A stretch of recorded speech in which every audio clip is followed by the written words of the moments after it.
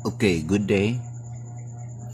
So let's go to our part 2 in multiplication of fractions. So part 2 na ni, kung pa mo kita sa part 1 palihog review or pangita ang part 1 sa multiplication of fractions.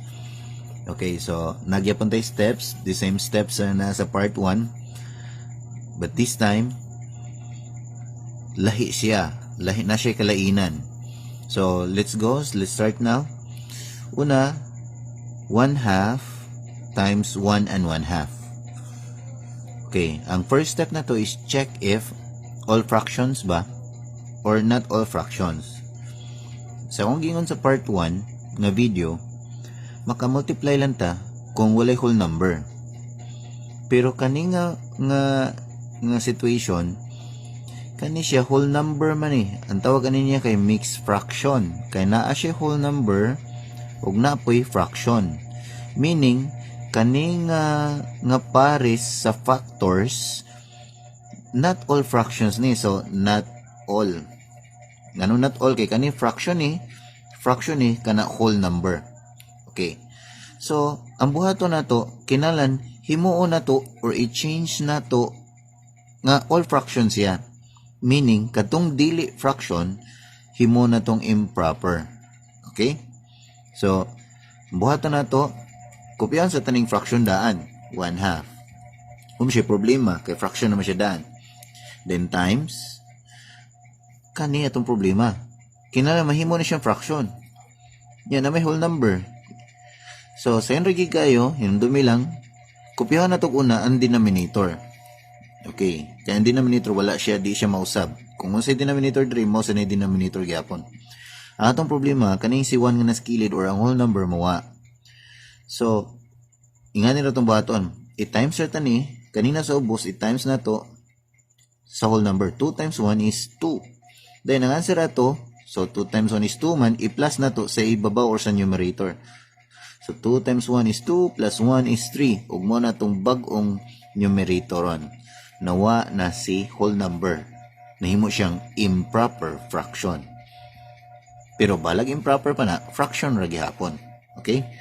So, pwede na ta mag-multiply. Pangutana, kinahanglan ba ta mag-lowest term?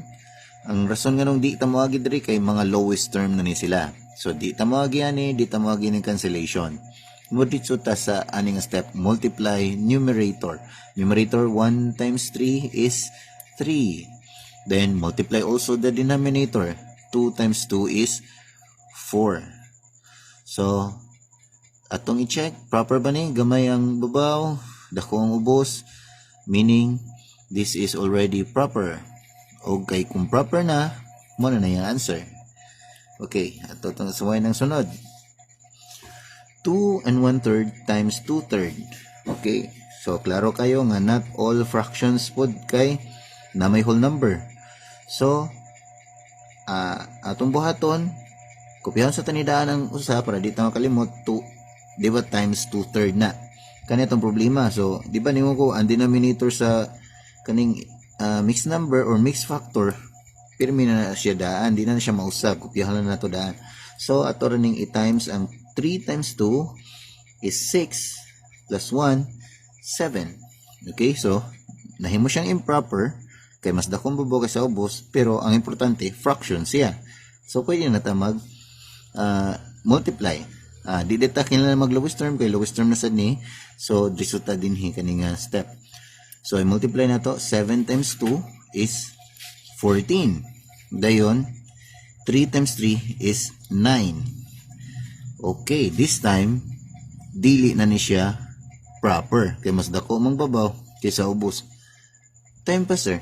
Ganina ato lagi ning gihimong improper, ngano man dag improper na. Di, ato rin siyang gihimong improper aron maka-times ta. Kaya ningon ko, di pwede mag-times kung dili fraction. Pero sa answer, dili necessary nga fraction siya. Okay, ang answer, pwede fraction siya or pwede mixed fraction siya, basta ang kinahanglan, proper ang fraction niya. Pero kani, improper man siya. So, kay di man siya proper, ang buhaton na to, i-divide. Sa ibot pasabot sa i-divide.